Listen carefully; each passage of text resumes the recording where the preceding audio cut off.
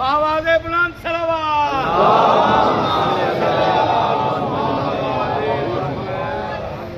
أعوذ بالله السميع العليم من الشيطان اللعين الرجيم. بسم الله الرحمن الرحيم. الحمد لله المعروف من غير رؤية والخالق من غير روية الذي لم يزل قائما دائما إذ لا سماء ذات أبراج ولا ليل داج ولا بحر ساج ولا أرض ذات مهاد ولا خلق ذو اعتماد والصلاة والسلام والتحية والإكرام على نبي الرحمة وخازن المغفرة وقائد الخير والبركة ومنقذ العباد من الهلكة سيدنا ومولانا أبي القاسم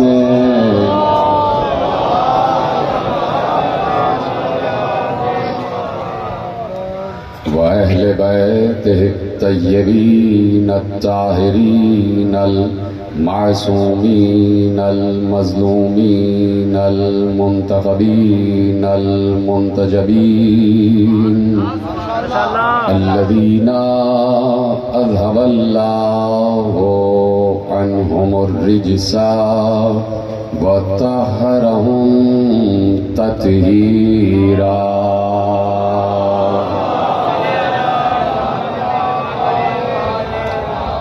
أما بعد فقد قال الله سبحانه وتعالى في محكم كتابه المجيد وفرقانه الحميد وقوله الحق. بسم الله الرحمن الرحيم. ومن يبتغي غير الإسلام دينا فلن يقبل منه. صلوات پڑھیں محمد والا.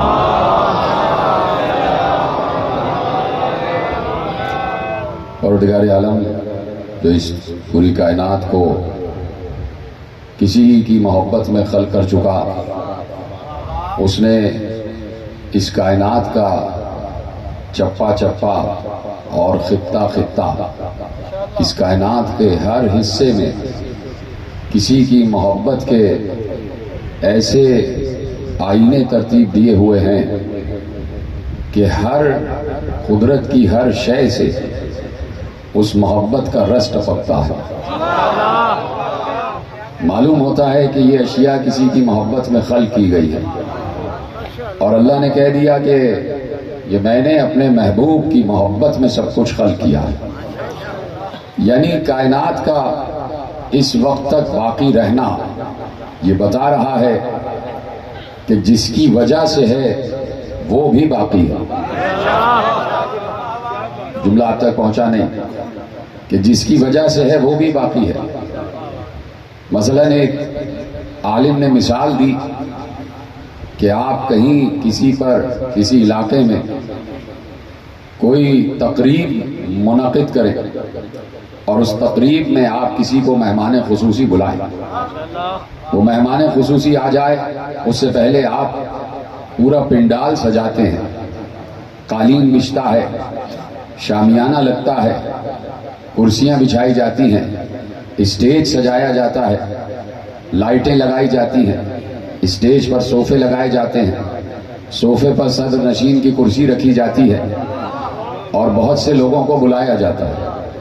لوگ آ کے بیٹھ جاتے ہیں، پھر جو تقریب کا مہمان خصوصی ہوتا ہے وہ آتا ہے، وہ اپنی تقریر کرتا ہے اور تقریر کر کے چلا جاتا ہے۔ جب وہ چلا جاتا ہے تو قالین بھی لپیٹ دیے جاتے ہیں، شامیانے بھی اتار دیے جاتے ہیں، کرسیاں بھی بند کر دی جاتی ہیں اور لوگ بھی چلے جاتے ہیں۔ اب اگر کوئی آ کے پوچھے کہ تھوڑی دیر پہلے تو یہاں بڑی رونق تھی، یہ ساری رونق کیسے ختم ہو گئی، تو بتانے والا بتائے گا کہ جس کی وجہ سے تھی وہ مہمان خصوصی چلا گیا۔ جب چلا گیا تو ساری چیزیں اٹھا لی گئیں۔ کائنات کے مہمان خصوصی کا نام ہے مصطفیٰ۔ کائنات کے محبوب خصوصی کا نام ہے مصطفیٰ۔ اللہ نے زمین بنائی مصطفیٰ کے لیے، آسمان بنایا مصطفیٰ کے لیے، چاند ستارے سورج بنائے مصطفیٰ کے لیے، انسانوں اور جنات کو بنایا مصطفیٰ کے لیے، تمام ملائکہ اور فرشتوں کو بنایا مصطفیٰ کے لیے، انبیاء کو اور رسولوں کو بنایا مصطفیٰ کے لیے، جنتوں کو بنایا مصطفیٰ کے لیے، عرش و کرسی کو بنایا مصطفیٰ کے لیے، لوح و قلم کو بنایا مصطفیٰ کے لیے، زمین و آسمان کو بنایا مصطفیٰ کے لیے۔ ہر چیز مشرقین و مغربین میں جو کچھ ہے سب کچھ مصطفیٰ کے لیے بنایا۔ اب اگر کوئی یہ کہتا ہے کہ مصطفیٰ مر گئے تو اس چاند کو بھی ختم ہو جانا چاہیے تھا، سورج کو بھی ختم ہو جانا چاہیے تھا، زمین کو بھی لپٹ جانا چاہیے تھا۔ چاند کا، سورج کا، زمین کا، آسمان کا، مشرقین کا، مغربین کا، فرشتوں کا، جنات کا، انسان کا، انبیاء کا اور ان تمام کا باقی رہنا یہ بتا رہا ہے کہ آج بھی مصطفیٰ باقی ہے، آج بھی مصطفیٰ باقی ہے۔ وہ علیحدہ بات ہے کہ کل مصطفیٰ کی شکل میں باقی تھا، آج کسی قائم کی شکل میں باقی ہے۔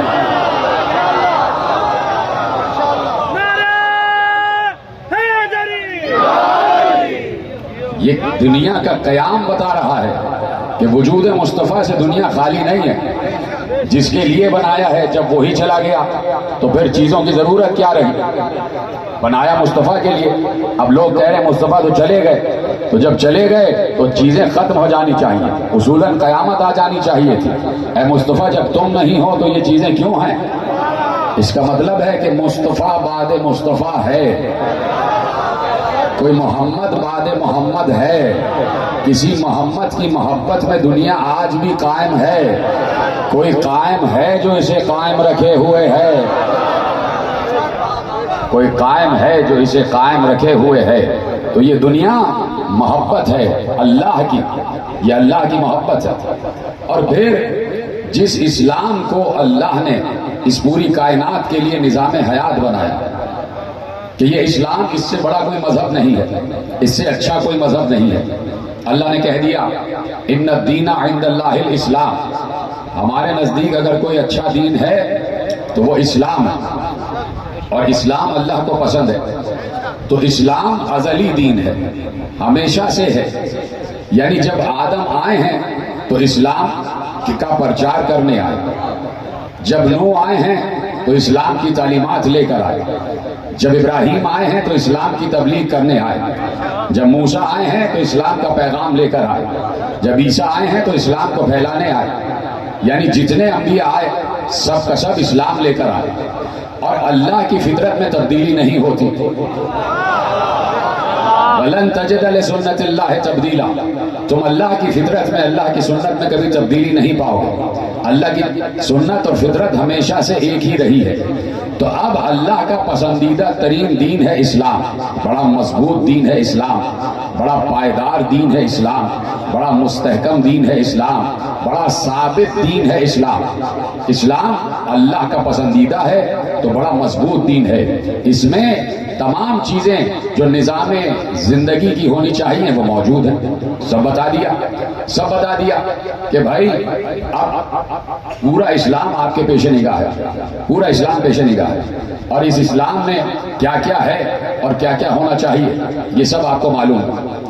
اب اسلام، توجہ، اسلام بغیر بنیاد کے نہیں ہے.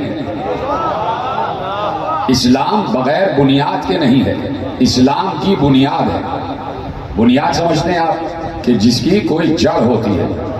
آپ جب کوئی مکان بناتے ہیں تو اس کی بنیادیں اٹھاتے ہیں، تو بنیاد جتنی مضبوط ہوگی عمارت بھی اتنی ہی مضبوط ہوگی.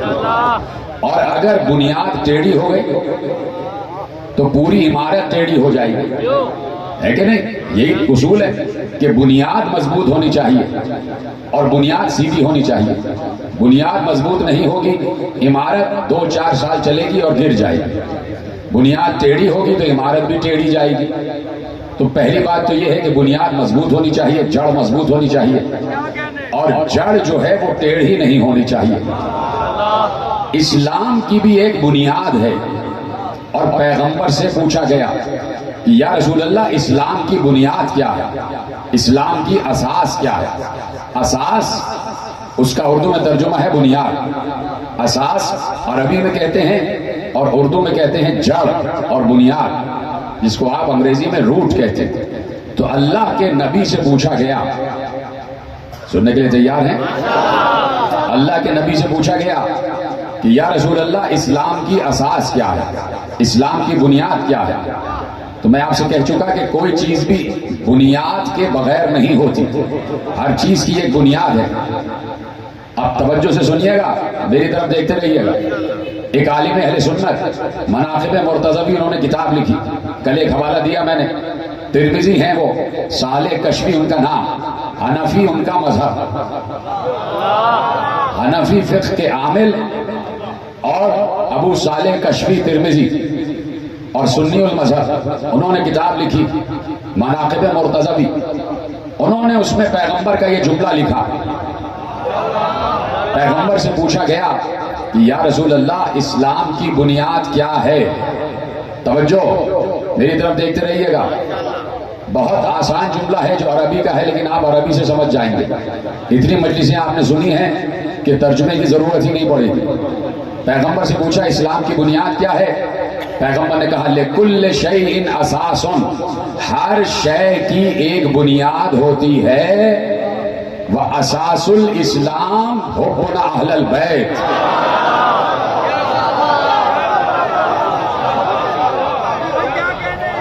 ایک عالم اہل سنت نے پیغمبر کی اس حدیث کو درج فرمایا.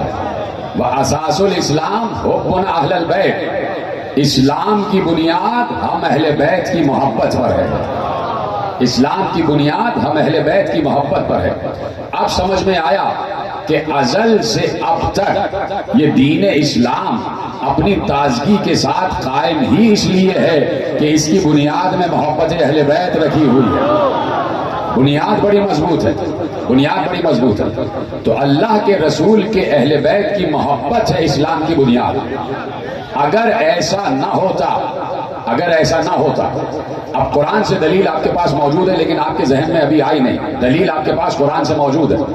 اگر ایسا نہ ہوتا کہ اسلام کی بنیاد اہل بیت کی محبت نہ ہوتی تو کبھی بھی قرآن میں اللہ یہ آیت نہ رکھتا. کون سی آیت؟ قُلْ لَا أَسْأَلُكُمْ عَلَيْهِ أَجْرًا إِلَّا الْمَوَدَّةَ فِي الْقُرْبَى، إِلَّا الْمَوَدَّةَ فِي الْقُرْبَى، کہ ہم رسالت کی کوئی مزدوری نہیں چاہتے. ہم نے رسالت کی مزدوری کی ہے، ہم نے رسالت کا کام کیا ہے، لیکن مزدوری ہم تم سے نہیں چاہتے. اصحاب آئے اور اصحاب نے کہا یا رسول اللہ آپ نے ہمارے لیے بڑی مشقتیں اٹھائیں، آپ نے ہمارے لیے بڑی محنتیں کی، آپ نے طائف کی گلیوں میں پتھر کھائے، آپ سر سے پاؤں تک لہو لہان ہو گئے، آپ نے سارے پیغامات پہنچائے، آپ نے پیٹ پہ پتھر باندھے، آپ نے ہجرت کی، آپ نے جنگیں لڑی، 87 غزوات آپ نے لڑے اسلام کو پہنچانے کے لیے، اسلام کے تمام ارکان پہنچانے کے لیے آپ نے بڑی محنتیں کی. ہم چاہتے ہیں کہ اس کی آپ کو کوئی قیمت ادا کرے. اگر آپ کہیں تو باغات آپ کے نام کر دیں، باغات آپ کے نام کر دیں. بتائیے ایک باغ تھا اس کا کیا ہوا؟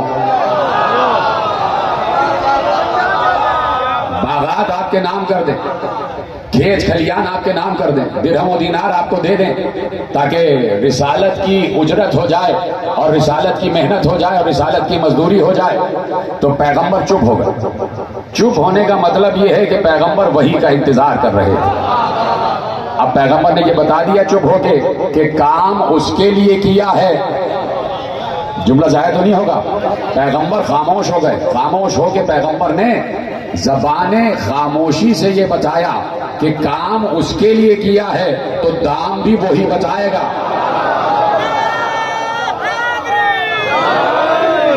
کام اس کے لیے کیا ہے تو دام بھی وہی بتائے گا، قیمت بھی وہی بتائے گا۔ جبرائیل کو بھیجا گیا اور جبرائیل کو بھیج کر کہا گیا قل اے نبی ان سے کہہ دیجئے، آیت شروع ہو رہی ہے لفظ قل سے، اے نبی ان سے کہہ دیجئے، یعنی جو ہم کہلوا رہے ہیں اسے کہیے، ان سے کہہ دیجئے لا اسألکم علیہ اجرا، میں تم سے کوئی اجرت نہیں مانگ رہا، میں تم سے اجرت کا سوال نہیں کر رہا، صرف یہ ہے کہ میرے قربا سے محبت نہیں، جیتے رہیں سلامت رہیں، محبت نہیں، مودت کرو، مودت، میرے قربا سے محبت نہیں مودت کرو۔ اب لوگوں نے کہا قربا کا مطلب ہے قرابت دار، رشتہ دار، بہت سارے رشتہ دار، تو جسے عربی لغت کا نہیں معلوم وہ ترجمہ کرتا ہے کہ پیغمبر نے کہا میرے رشتہ داروں سے مودت کرو، لیکن پڑھا لکھا مجمع ہے، ذہین مجمع ہے، سمجھدار مجمع ہے، تو بات سمجھنے میں دشواری نہیں ہونی چاہیے، مجھے زیادہ زحمت نہ ہو بات سمجھانے میں، جو میں سمجھانے جا رہا ہوں وعدہ کر رہے ہیں بات سمجھیں گے جو سمجھانے۔ بزرگوں سے میں مخاطب نہیں، بزرگ میرے سارے قابل احترام بیٹھے ہوئے، میں نوجوانوں سے کہہ رہا ہوں، بزرگ مجھ سے بہتر جانتے ہیں، بزرگوں سے تو دعا لے کے بیٹھا ہوا ہوں۔ بزرگ بیٹھے، خدا سارے بزرگوں کا سایہ سلامت رکھے، ان کو صحت و شفا عطا فرمائے۔ میں صرف آپ کو نوجوانوں کو کہہ رہا ہوں کہ جملہ سمجھنا کہ لوگوں نے ترجمہ لکھا کہ میرے رشتہ داروں سے مودت کرو، اب جب کہہ دیا رشتہ داروں سے مودت کرو تو بہت سے لوگ رشتہ دار بن کے داخل ہو گئے، بہت سے لوگ رشتہ دار بن کے داخل ہو گئے، لیکن قرآن اپنا فیصلہ اٹل رکھتا ہے، قرآن کا فیصلہ مستحکم و محکم ہوتا ہے، قرآن کے کوئی لگی لپٹی بات نہیں ہے، کوئی لگی لپٹی بات نہیں ہے، قرآن اپنا فیصلہ اٹل رکھتا ہے۔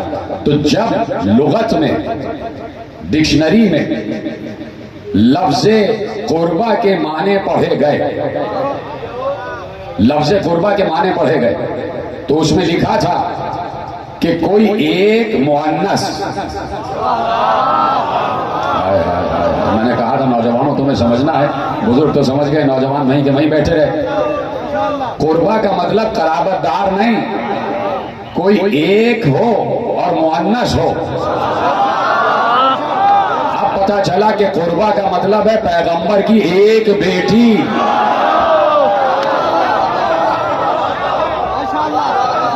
صیغہ ہے واحد کا اور مؤنث کا، واحد اور تانیث کا صیغہ ہے، یعنی کوئی ایک خاتون، کوئی ایک بیٹی، ایک بیٹی۔ اب آپ نے کہا کہ چار تھی،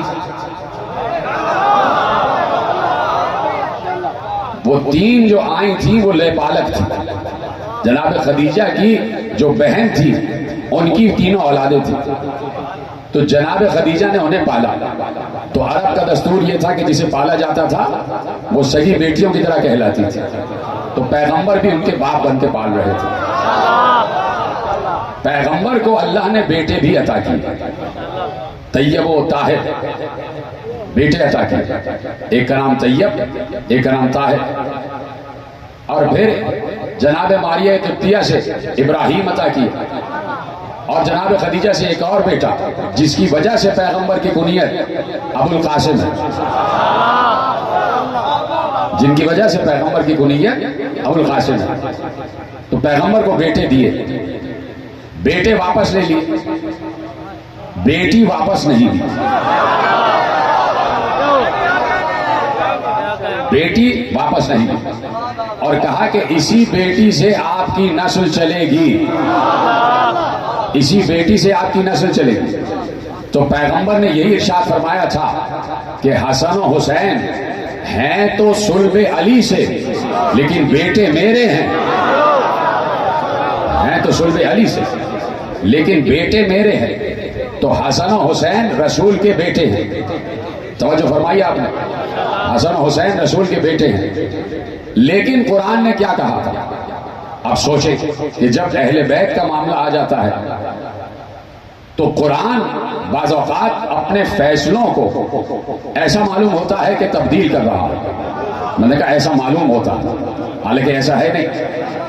اب دیکھیے قرآن نے کہا, اور بہت مشہور آیت ہے, ما کان محمد ابا احد من رجالکم, محمد تم مردوں میں سے کسی کا باپ نہیں ہے. محمد تم مردوں میں سے کسی کا باپ نہیں ہے. ما کان محمد ابا احد من رجالکم, نہیں ہے محمد تم مردوں میں سے کسی کا باپ. جب کہہ دیا کہ مردوں میں سے کسی کا باپ نہیں ہے تو نہیں ہے. لیکن یا اللہ ایک مقام پر تو نے کہا کہ محمد مردوں میں سے کسی کا باپ نہیں ہے, اور جب عیسائی سامنے آئے تو کہا ہم اپنے بیٹوں کو لائیں, تم اپنے بیٹوں کو لاؤ.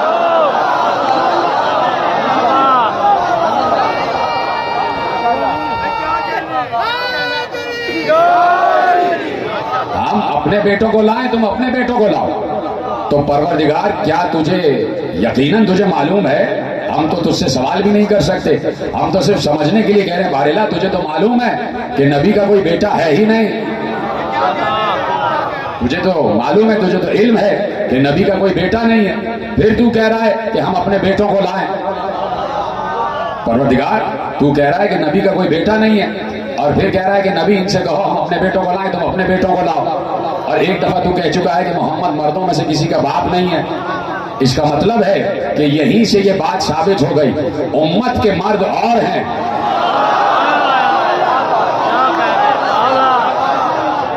اور حسن و حسین اور ہیں, امت کے بیٹے اور ہیں, علی کے بیٹے اور ہیں, یاروں کے بیٹے اور ہیں, بھائی کا بیٹا اور ہے,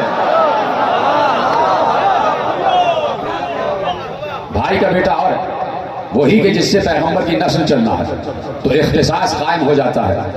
جب آل محمد کی بات آتی ہے تو اختصاص قائم ہو جاتا ہے. اللہ نے کہہ دیا کہ ہم نے سورج کی تقدیر میں ایک راستہ لکھا ہے, سورج کی تقدیر میں ہم نے ایک راستہ لکھا ہے. والشمس تجری لمستقر لها ذالک تقدیر العزیز الحکیم. سورج کا ہم نے ایک راستہ لکھا ہے, وہ اپنے راستے پر چل رہا ہے, اور ہم نے یہ راستہ اس کی تقدیر میں لکھا ہے. ہم نے اس کی تقدیر میں یہ راستہ لکھ دیا ہے کہ سورج مشرق سے طلوع کرے گا اور مغرب میں ڈوب جائے گا. یہ سورج کا راستہ اللہ کا لکھا ہوا ہے. آیت پر غور کریں, والشمس تجری لمستقر لها, شمس سورج اپنے راستے پر چل رہا ہے, جا رہا ہے اپنے راستے پر. ذالک تقدیر العزیز الحکیم, اور یہ اس عزیز حکیم نے اس کی تقدیر میں لکھ دیا. اللہ کسی کی تقدیر لکھ دے تو وہ تقدیر اٹل ہوتی ہے, اٹل. اللہ نے لکھ دیا سورج کی تقدیر میں کہ تو مشرق سے طلوع کرے گا اور مغرب میں ڈوب جائے گا. جو سمجھ گئے ان کو سلام ہے, جو نہیں سمجھے ان کو ابھی بتاتا ہوں کہ اللہ نے سورج کی تقدیر لکھ دی کہ مشرق سے طلوع کرے گا مغرب میں ڈوبے گا.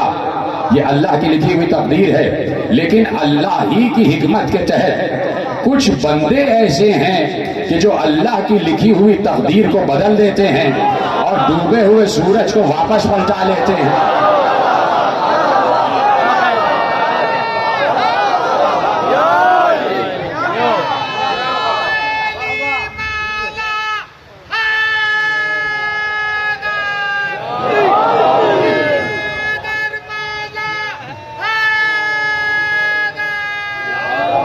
جو فرمایا آپ نے, کچھ ہیں کہ جو اللہ کی حکمت کے تحت ڈوبے ہوئے سورج کو واپس پلٹاتے ہیں.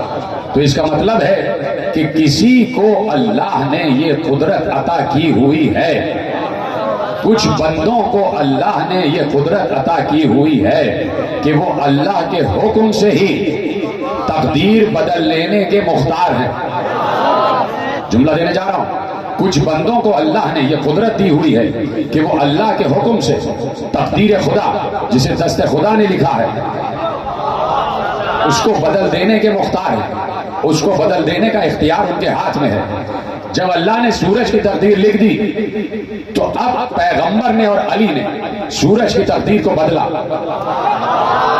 اور بدل کر سورج کا راستہ بدلوایا کہ مغرب سے نکلا اور آ گیا نصف النہار پر، آ گیا نصف النہار پر۔ یہ تو باپ نے سورج کی تقدیر بدلی، بیٹے نے راہب کی تقدیر بدل دی،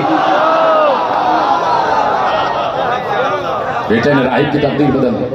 تو کچھ بندگان خدا ہیں کہ جو تقدیر بدلنے پر قادر ہیں، کچھ کو اللہ نے اختیار دیا، انہی بندوں کا تذکرہ ہو رہا ہے، انہی بندوں کا تذکرہ ہے۔ تو وہی بندے کل کی تقریر سے متصل ہو رہا کہ جو اپنے بزرگوں پر بھی حق ولایت رکھتے ہیں، اپنے بزرگوں پر بھی حق ولایت رکھتے ہیں، اپنے بڑوں پر بھی حق ولایت رکھتے ہیں، اپنے بڑوں پر حق ولایت رکھتے ہیں۔ دوسری تقریر میں نے عرض کیا اور آج روایت کامل کر رہا ہوں کہ کعبہ ہے اور کعبے کا جوار ہے اور پہلی نماز رسول پڑھ رہے ہیں، پہلی نماز رسول پڑھ رہے ہیں، کفار مکہ دیکھ رہے ہیں، رسول پہلا امام جماعت اور رسول کے پیچھے جو دو مقتدی ہیں، ایک ام المومنین جناب خدیجہ الکبریٰ سلام اللہ علیہا اور دوسرے امیر المومنین حضرت علی بن ابی طالب، یہ دو ہیں جو رسول کے پیچھے نماز پڑھ رہے ہیں۔ ایسے میں ابو طالب سامنے کھڑے ہوئے اور ابو طالب دیکھ رہے نماز ہو رہی، کفار مکہ چاروں طرف سے دیکھ رہے۔ ایسے میں جعفر آ گئے، ابو طالب کے بیٹے جعفر، ابو طالب کو سلام کیا۔ جعفر، حضرت جعفر سے ابو طالب نے کہا جاؤ، جو تمہارا بھائی کام کر رہا ہے وہی تم بھی کرو، جو تمہارا بھائی کام کر رہا ہے وہ تم بھی کرو۔ جعفر بھی جا کے علی کے برابر میں کھڑے ہو گئے اور نماز پڑھنا شروع کر دی، نماز ہو گئی۔ اور بعد میں ایک صحابی نے کہا کہ کاش کہ میں اس وقت بھی شامل ہو جاتا تو میں پہلے نمازیوں میں ہوتا، کاش میں اس وقت نماز میں شامل ہو جاتا تو میں پہل کے نمازیوں میں ہوتا، اولین نمازیوں میں ہوتا۔ اس کا مطلب ہے کہ وہ بھی دیکھ رہے تھے لیکن شامل نہیں ہوئے، شامل نہیں ہوئے۔ اب تین مقتدی ہیں اور ایک امام ہے، جعفر، علی، خدیجہ، اور آگے پیغمبر نماز پڑھا رہے۔ ابو طالب دور کھڑے ہوئے، نماز کامل ہو گئی، پیغمبر چلے گئے۔ اب کوئی کہتا ہے جو آپ کی خاموشی بھی بتا رہی ہے کہ ابو طالب نے نماز کیوں نہیں پڑھی ہے بھائی؟ اب کوئی کہہ سکتا ہے کہ بھائی ہم یہی تو کہہ رہے تھے کہ ابو طالب ایمان نہیں لائے، ابو طالب نے نماز کیوں نہیں پڑھی؟ بیٹے سے کہہ رہے ہیں کہ نماز پڑھ دو، خود نماز کیوں نہیں پڑھی؟ تو بھائی ابو طالب، پہلی بات تو یہ ہے کہ ابو طالب کو جاہل نہ سمجھنا۔ ابو طالب عالم توریت بھی ہے، عالم انجیل بھی ہے، صحیفہ موسیٰ بھی پڑھا ہوا ہے، صحیفہ ابراہیم بھی پڑھا ہوا ہے، اور اس کے بعد اسے قرآن کا بھی علم ہے۔ جس کا بیٹا آتے ہی قرآن پڑھ رہا ہو، جس کا بیٹا کعبے میں آتے ہی قرآن پڑھ رہا ہو تو اس کا باپ کتنا بڑا عالم قرآن ہوگا، اس کا باپ کتنا بڑا صحیفہ آسمانی کا عالم ہوگا۔ اب قرآن نے ایک حکم دیا اور ذہانت آپ کی ہے، سمجھنا آپ کا کام ہے، میں صرف ترجمہ کروں گا، اس کی تفصیل نہیں بیان کروں گا، اتنا وقت میرے پاس نہیں ہے کہ تفصیل میں جاؤں۔ قرآن نے کہا وَإِذَا كُنْتَ فِيهِمْ فَأَقَمْتَ لَهُمُ الصَّلَاةَ فَلْتَقُمْ طَائِفَةٌ مِّنْهُمْ مَعَكَ وَلْيَأْخُذُوا أَسْلِحَتَهُمْ۔ وَإِذَا كُنْتَ فِيهِمْ فَأَقَمْتَ لَهُمُ الصَّلَاةَ، جب آپ ان کے درمیان ہوں، وَإِذَا كُنْتَ فِيهِمْ، جب آپ ان کے درمیان ہوں، فَأَقَمْتَ لَهُمُ الصَّلَاةَ، ایسے میں نماز کا وقت آ جائے، فَلْتَقُمْ طَائِفَةٌ مِّنْهُمْ مَعَكَ وَلْيَأْخُذُوا أَسْلِحَتَهُمْ۔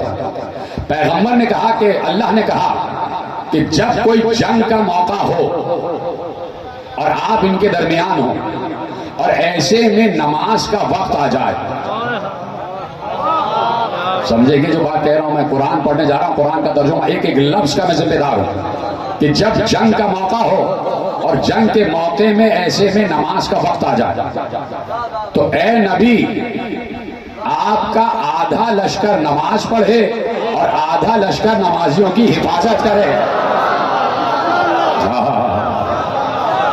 جیتے رہیں، سلامت رہیں. اب سمجھ میں آیا کہ ابو طالب نماز پڑھ نہیں رہا تھا، نماز پڑھوا رہا تھا. ابو طالب نماز پڑھوا رہے تھے، پڑھ نہیں رہے تھے، پڑھوا رہے تھے. اور پھر جیسے ہی پہلی وحی آئی ہے تو دیکھیے تصدیق کے لیے پیغمبر سب سے پہلے ابو طالب کے پاس آئے. پہلے خدیجہ اور ابو طالب کے پاس آئے.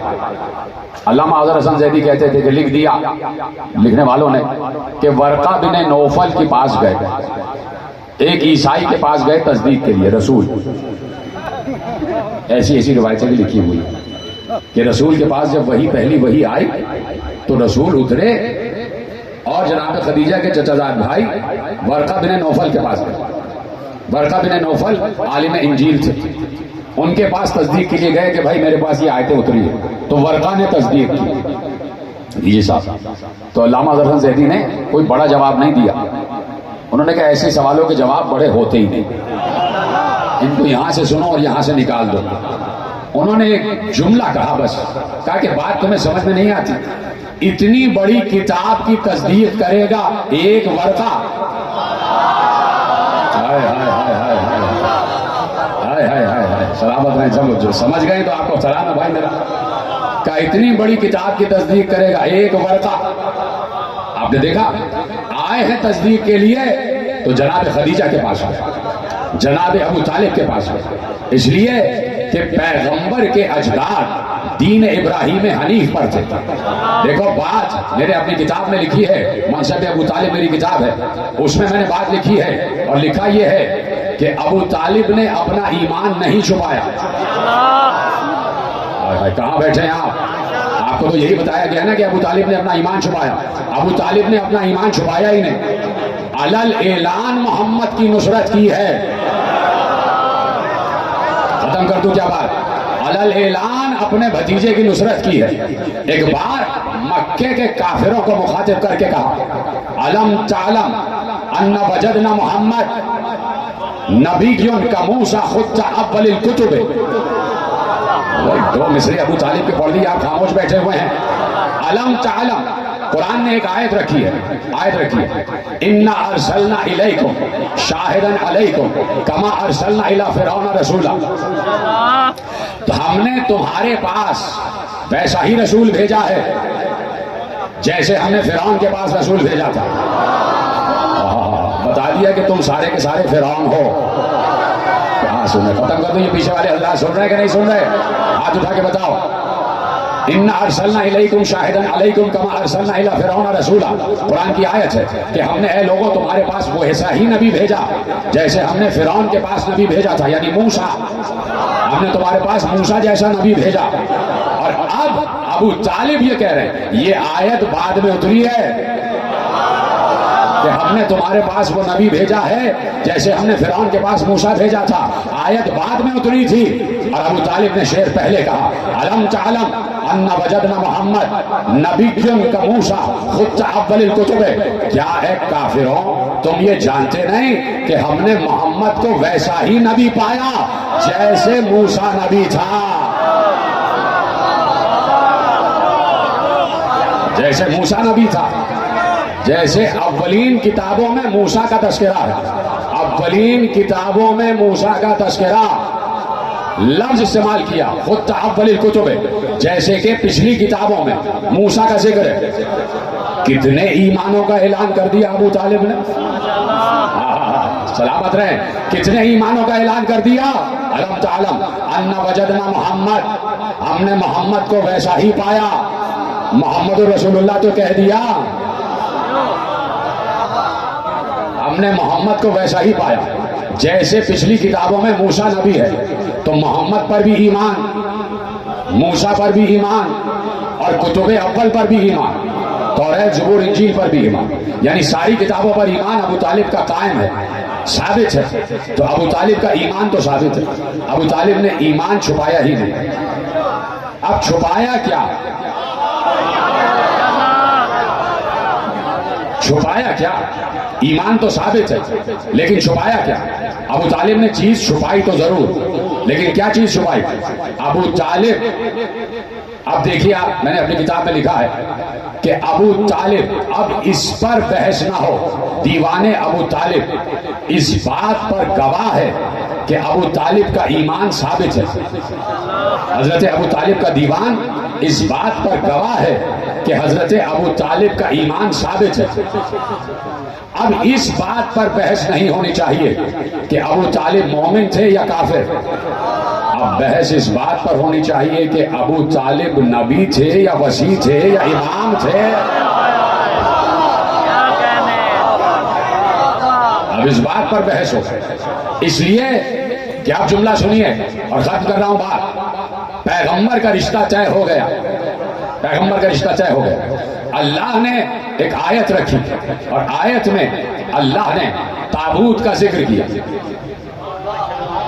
ان آیت ملکہ ان یاتیکم التابوت فیہ سکینۃ من ربکم وبقیۃ مما ترک آل موسیٰ وآل ہارون تحملہ الملائکہ.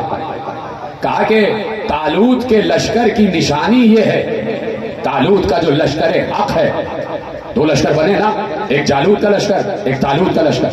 طالوت کو اللہ کے حکم سے سردار لشکر بنایا گیا. اتنا مشہور واقعہ ہے بھائی، تو بچپن سے سن رہے ہیں آپ. حضرت طالوت کو اللہ کے حکم سے سردار لشکر بنایا گیا. جب لشکر بن گیا تو اللہ نے کہا ان آیت ملک ہی، اس کے لشکر کی نشانی یہ ہے، یعنی حق لشکر کی نشانی یہ ہے ان یاتیکم التابوت فیہ سکینۃ من ربکم. اس کے آگے آگے ایک تابوت ہوگا. یعنی جلوس حق کی نشانی ہے تابوت. جہاں تابوت ہوتا ہے وہیں حق ہوتا ہے، جہاں تابوت ہوگا وہیں حق ہوگا.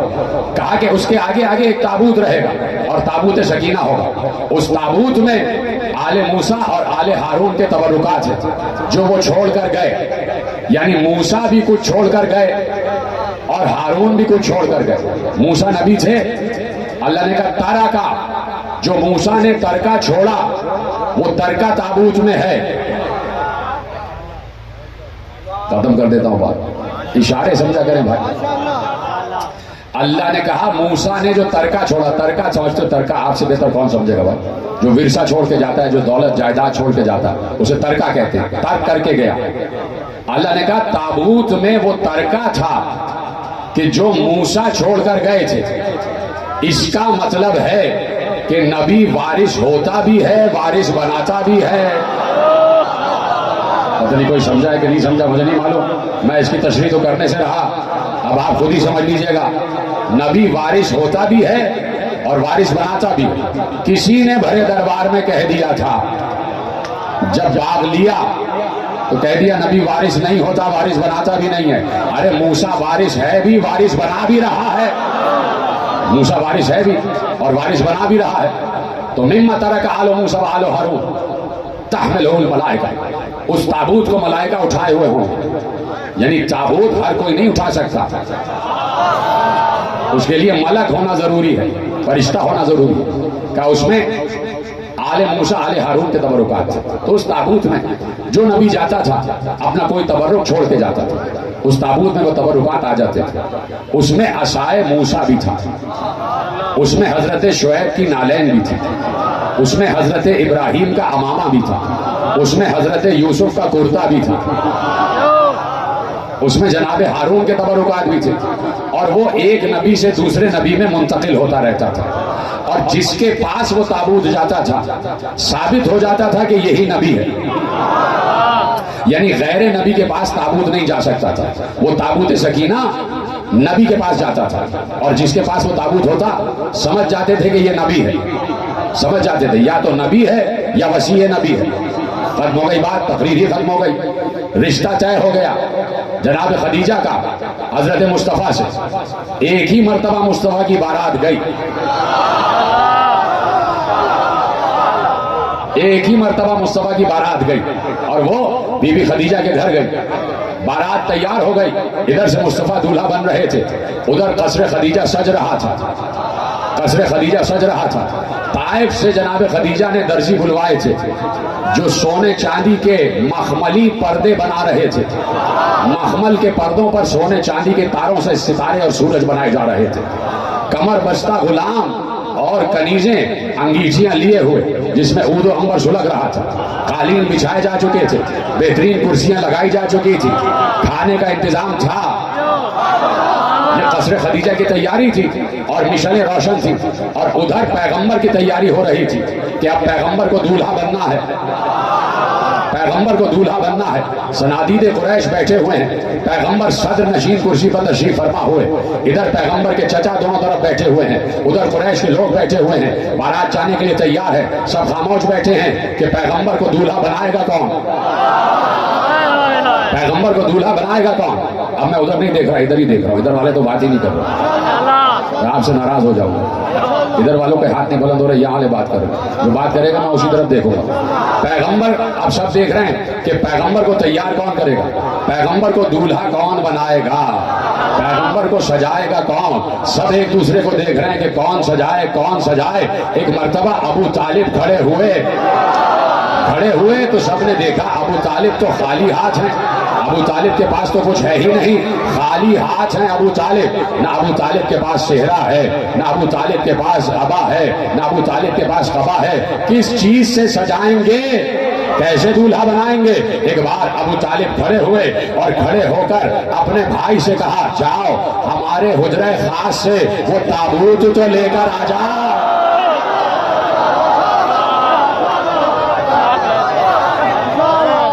ہمارے حجرہ خاص سے وہ تابوت تو لے کر آ جاؤ۔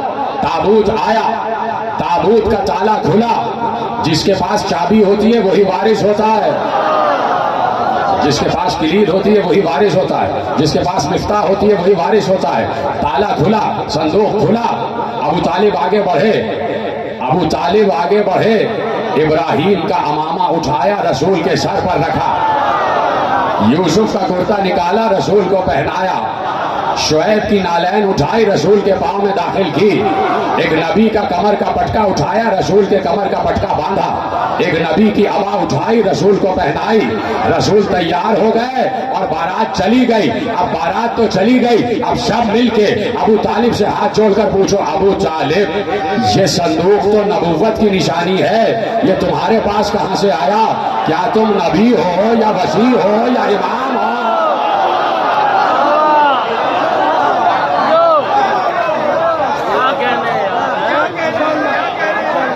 توجہ فرمائی آپ،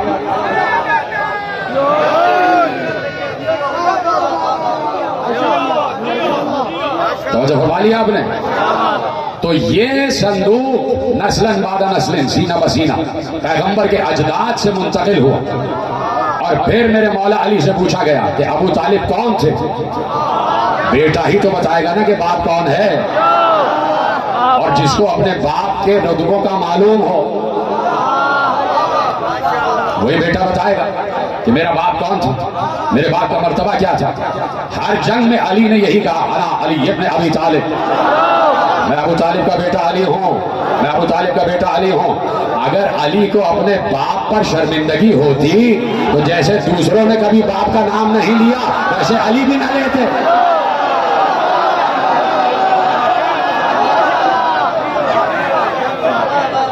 علی کو اپنے باپ پر شرمندگی نہیں تھی۔ علی کل ایمان ہے، اب جس کا بیٹا کل ایمان ہو باپ کس منزل پر ہوگا، باپ کس منزل پر ہوگا؟ علی ہے کل ایمان۔ علی جانتے ہیں کہ میرے باپ کا مرتبہ کیا ہے، اس لیے بار بار علی نے کہا انا علی ابن ابی طالب، میں ابو طالب کا بیٹا علی ہوں، میں ابو طالب کا بیٹا علی ہوں، میں ابو طالب کا بیٹا علی ہوں۔ صرف ایک جنگ میں ماں کے ذریعے سے تعارف کرایا ہے، وہ بھی جب مرحب سامنے آ گیا تھا، اس مرحب کو اس کی ماں کی یاد دلانا تھی تو اپنی والدہ کا تذکرہ کر کے بتایا کہ تیری ماں نے تجھے کچھ وصیت کی تھی، یاد ہے؟ توجہ فرمائی آپ نے۔ تو کہا میں ابو طالب کا بیٹا علی ہوں، بار بار پیغمبر کا وصی کہہ رہا تھا میں ابو طالب کا بیٹا علی ہوں، میں ابو طالب کا بیٹا علی ہوں۔ تو علی سے پوچھا گیا کہ ابو طالب کون تھے، ختم ہو رہی ہے بات۔ علی سے پوچھا گیا ابو طالب کون تھے، علی نے کہا ابو طالب میرا باپ اوصیاء موسیٰ اوصیاء عیسیٰ میں سے تھے، عیسیٰ کے وصیوں میں سے تھے، ان تک وہ تمام تبرکات دست بدست پہنچے، اور جس وقت انہوں نے وہ تبرکات مصطفیٰ کے حوالے کر دیے اللہ نے انہیں اپنے پاس بلا لیا۔ یعنی امین تبرکات انبیاء ہے ابو طالب، امین تبرکات انبیاء ہے ابو طالب، امین نور نبوت ہے ابو طالب۔ جب تک ابو طالب زندہ رہے کسی کافر کی مجال نہیں تھی کہ پیغمبر کی طرف آنکھ اٹھا کے دیکھے، اور جب ابو طالب چلے گئے اس دنیا سے تو اللہ نے کہا اب ہجرت کر جاؤ، اس لیے کہ وہ بچانے والا چلا گیا، بچانے والا چلا گیا، بچانے والا تو اللہ ہے، اللہ ہے نا بچانے والا۔ تو آپ کہیں گے کہ ابو طالب کیسے آ گئے؟ جب بچانے والا اللہ ہے تو ابو طالب کیسے آ گئے؟ تو اللہ وسیلہ بناتا ہے، اللہ ہمیشہ وسیلہ بناتا ہے۔ اب یہاں پر جب ابو طالب کی باری آئی تو آپ کو ابو طالب پر اعتراض ہو گیا کہ بچانے والا تو اللہ ہے، یہ بیچ میں ابو طالب کہاں سے آ گیا؟ جس وقت پیغمبر غار میں چھپے، غار ثور میں، ہجرت کے وقت جب پیغمبر غار ثور میں پوشیدہ ہوئے تو آگے مکڑی نے جالا بنا دیا، کبوتر نے انڈا دے دیا تاکہ نبی کی حفاظت ہوتی رہے۔ ہائے ہائے ہائے، بات ہی ختم ہو گئی، آپ نے میرا ساتھ نہیں دیا۔ بھائی مکڑی نے جالا بنا دیا دروازے پر، اور دروازے پر کبوتر نے انڈا دے دیا۔ پیغمبر کے لیے یہ کام اس لیے ہوا تاکہ پیغمبر کی حفاظت ہو جائے، اور لوگ یہ سمجھیں کہ جالا بنا ہوا ہے تو یہاں عرصے سے کوئی نہیں آیا، اور کبوتر نے انڈا دیا ہوا ہے، ابھی ابھی انڈا دے نہیں سکتا، اس لیے کہ اگر کوئی اندر ہوتا تو ابھی ابھی انڈا نہ دیا ہوتا۔ تو مکڑی اور کبوتر حفاظت کرے تو اللہ پر اعتراض نہیں ہے، اور ابو طالب کو محافظ رسول کہہ دو تو پھر یہ ہے کہ اللہ محافظ ہے۔ تو اللہ مکڑی کو تو وسیلہ بنا دے قبول ہے، اور ابو طالب کو وسیلہ بنا دے یہ قبول نہیں، ابو طالب کو وسیلہ بنا دے یہ قبول نہیں۔ تو یہ اللہ کے انتظامات ہیں۔ تو اب ابو طالب چلے جا رہے ہیں، اور جاتے جاتے مصطفیٰ کو اپنے سرانے، مصطفیٰ بیٹھے ہوئے، اور جاتے جاتے علی کو بلایا، علی میرے قریب آ جائے، علی قریب آ۔